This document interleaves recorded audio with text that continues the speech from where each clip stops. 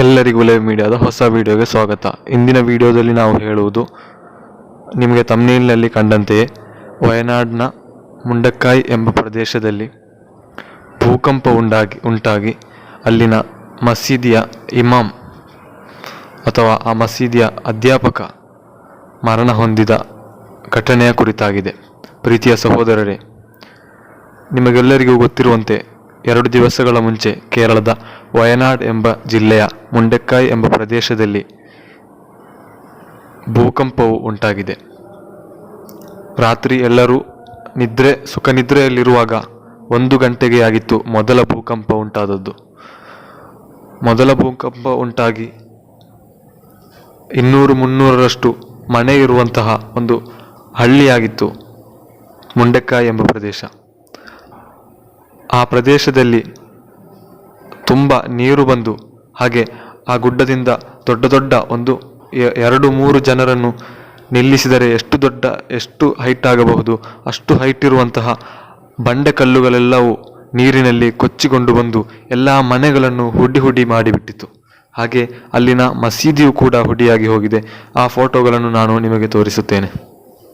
ಪ್ರೀತಿಯ ಸಹೋದರರೇ, ಈ ಉಸ್ತಾದ್ ಮೊದಲನೇ ಭೂಕಂಪ ಉಂಟಾದಾಗ ಈ ಉಸ್ತಾದ್ಗೆ ತಿಳಿಯಿತು, ಅದು ಮಸೀದಿಯ ಕಡೆಯಲ್ಲಿ ನೀರು ಬಂದಿರಲಿಲ್ಲ, ಮಸೀದಿಯ ಬ್ಯಾಕ್ ಸೈಡ್ನಿಂದ ನೀರು ಬಂದಿರಲಿಲ್ಲ, ಮುಂಚಿನಿಂದ ಹೀಗೆ ನೀರು ಹೋಗುವಾಗ ಇವರಿಗೆ ಗೊತ್ತಾಯಿತು. 1 ಗಂಟೆಯ ಸಮಯದಲ್ಲಾಗಿತ್ತು ಘಟನೆ. ಹಾಗೆ 1ನೇ ಭೂಕಂಪ ಉಂಟಾದಾಗ ಇವರು ಎಲ್ಲವನ್ನು ತಿಳಿದುಕೊಂಡು ಅವರ ಮಹಲಿನಲ್ಲಿರುವಂತಹ ಜನರಿಗೆ ಫೋನ್ ಕಾಲ್ ಮಾಡಿ ಅಥವಾ ಅವರನ್ನು ಕರೆಯಲು ಬೇಕಾಗಿ ಹೊರಬಂದರು. ಆ ಸಮಯದಲ್ಲಾಗಿತ್ತು 2ನೇ ಭೂಕಂಪ ಉಂಟಾದದ್ದು, ಸುಮಾರು 4 ಗಂಟೆಯ ಹೊತ್ತಿನಲ್ಲಿ. ಆ ಭೂಕಂಪಕ್ಕೆ ಸಿಲುಕಿ, ಮಲಯಾಳಂನಲ್ಲಿ ಉರುಳ್ಪೊಟ್ಟಲ್ ಎಂದು ಹೇಳುತ್ತಾರೆ, ಹೀಗೆ ಆ ಭೂಕಂಪಕ್ಕೆ ಸಿಲುಕಿಕೊಂಡು ಇವರು ಮೃತಪಟ್ಟು ಹೋಗಿದ್ದಾರೆ. ಪ್ರೀತಿಯ ಸಹೋದರರೇ, ನೀವೆಲ್ಲರೂ ಕಂಡ ಫೋಟೋವಾಗಿದೆ. ಮೊದಲು ನಾನು ಅವರ ಫೋಟೋವನ್ನು ನೀಡಿದ್ದೇನೆ.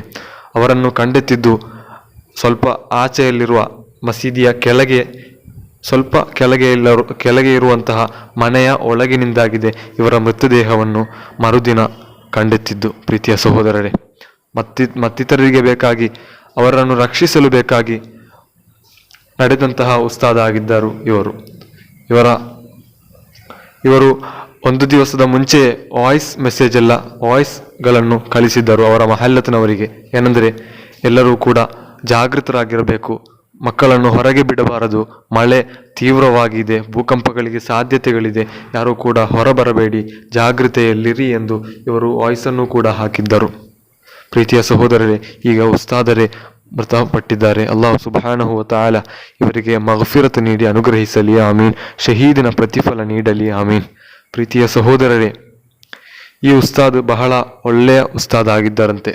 ಇವರ ಹೆಸರು ಶಿಹಾಬ್ ಫೈಜಿ ಎಂದಾಗಿತ್ತು.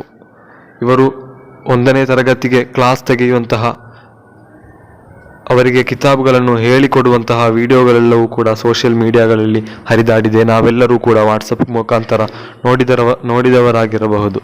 ಪ್ರೀತಿಯ ಸಹೋದರರೇ, ಈಗ ನಮಗೆ ಸಿಕ್ಕಿದ ರಿಪೋರ್ಟ್ ಪ್ರಕಾರ ವಯನಾಡ್ ಜಿಲ್ಲೆಯ ಮುಂಡಕ್ಕಾಯಿ ಎಂಬ ಪ್ರದೇಶದಲ್ಲಿ ಪ್ರವಾಹ ಉಂಟಾಗಿ, ಭೂಕಂಪ ಉಂಟಾಗಿ ಈಗ 350ರಷ್ಟು ಜನರು ಮೃತ ಹೊಂದಿದ್ದಾರೆ. ಇನ್ನೂ ಕೂಡ ಅದೆಷ್ಟೋ ಮಂದಿ ಸಿಗಲಿದ್ದಾರೆ. ಪ್ರೀತಿಯ ಸಹೋದರರೇ, ಈಗ ಅವರ ಮೃತದೇಹಗಳು ಸಿಗುವುದು ಹೇಗೆಂದರೆ, ಒಬ್ಬೊಬ್ಬರಿಗೆ ತಲೆ ಇಲ್ಲ, ಒಬ್ಬೊಬ್ಬರಿಗೆ ಕಾಲಿಲ್ಲ, ಕೈಗಳಿಲ್ಲ, ಏನೂ ಇಲ್ಲ. ಹಲವಾರು ಜನರು ರಕ್ಷೆ ಪಡೆದಿದ್ದಾರೆ ಅಲ್ಲಾಹನ ತೌಫೀಕ್ನಿಂದ. ಅವರೆಲ್ಲರೂ ಕೂಡ ಈಗ ಗೋಳಾಡುತ್ತಿದ್ದಾರೆ. ತಮ್ಮ ಕುಟುಂಬಸ್ಥರಿಲ್ಲ, ತಮ್ಮ ಮಕ್ಕಳಿಲ್ಲ, ತಮ್ಮ ತಂದೆ ತಾಯಂದಿರಿಲ್ಲ, ಎಲ್ಲರೂ ನೀರಿನಲ್ಲಿ ಕೊಚ್ಚಿ ಹೋಗಿದ್ದಾರೆ. ಒಂದೊಂದು ಮೃತದೇಹಗಳು ಈಗ ಸಿಗುವುದು ಹೇಗೆಂದರೆ, 5-6 JCBಗಳು ಅಲ್ಲಿರುವಂತಹ ದೊಡ್ಡ ಮರಗಳನ್ನು, ದೊಡ್ಡ ಬಂಡೆ ಕಲ್ಲುಗಳನ್ನು ತೆಗೆಯುವಾಗ ಅದರ ಅಡಿಯಿಂದ ಒಂದೊಂದು ಅಂಗಾಂಗಗಳು ಸಿಗುತ್ತಿದೆ. ಒಬ್ಬೊಬ್ಬರ ಕೈ ಸಿಗುತ್ತದೆ, ಒಬ್ಬೊಬ್ಬರ ತಲೆ ಸಿಗುತ್ತದೆ, ಒಬ್ಬೊಬ್ಬರ ಮತ್ತೊಂದು ಅಂಗಾಂಗಗಳು ಸಿಗುತ್ತಿದೆ. ಪ್ರೀತಿಯ ಸಹೋದರರೇ, ನಾವೊಮ್ಮೆ ಚಿಂತಿಸಿ ನೋಡಬೇಕು, ಈ ಘಟನೆಯಲ್ಲಿ ನಾವು ಕೂಡ ಇದ್ದರೆ ಅಥವಾ ನಮ್ಮ ಕುಟುಂಬಸ್ಥರು ಈ ಘಟನೆಯಲ್ಲಿ ಈ ನೀರಿನಲ್ಲಿ ಕೊಚ್ಚಿ ಹೋಗಿದ್ದರೆ ನಮಗೆಷ್ಟು ನೋವಾಗುತ್ತಿತ್ತು, ನಾವು ಮರಣ ಹೊಂದಿದ್ದರೆ ನಮಗೆಷ್ಟು ನೋವಾಗುತ್ತಿತ್ತು. ಪ್ರೀತಿಯ ಸಹೋದರರೇ, ನಾವೊಮ್ಮೆ ಚಿಂತಿಸಿ ನೋಡಿದರೆ ಅವರಿಗೆ ಆಗುತ್ತಿರುವ ಫೀಲ್ ನಮಗೆ ಗೊತ್ತಾಗಬಹುದು.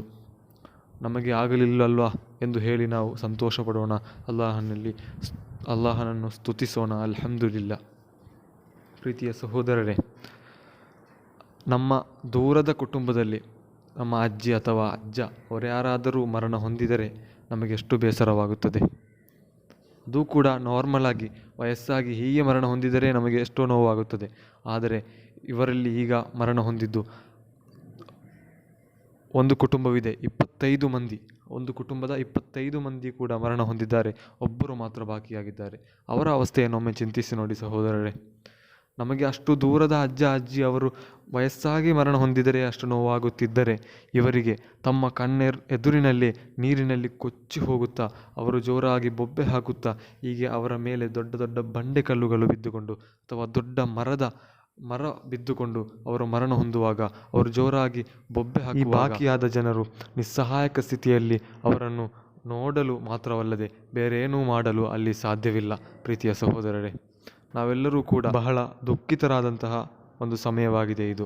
ಕಾರಣವೇನೆಂದರೆ ವಯನಾಡಿನಲ್ಲೂ ಹಾಗೆ ಇದೆ, ಹಾಗೆ ಕರ್ನಾಟಕದ ಹಲವಾರು ಪ್ರದೇಶಗಳಲ್ಲೂ ಕೂಡ ಈಗ ಜಲಾವೃತಗೊಂಡು ಮನೆಗಳೆಲ್ಲವೂ ಕೊಚ್ಚಿ ಹೋಗುತ್ತಿದೆ. ಹಿಮಾಚಲ ಪ್ರದೇಶದಲ್ಲಿ 19 ಜೀವಗಳು ಈಗಲೇ ಹೋಗಿದೆ.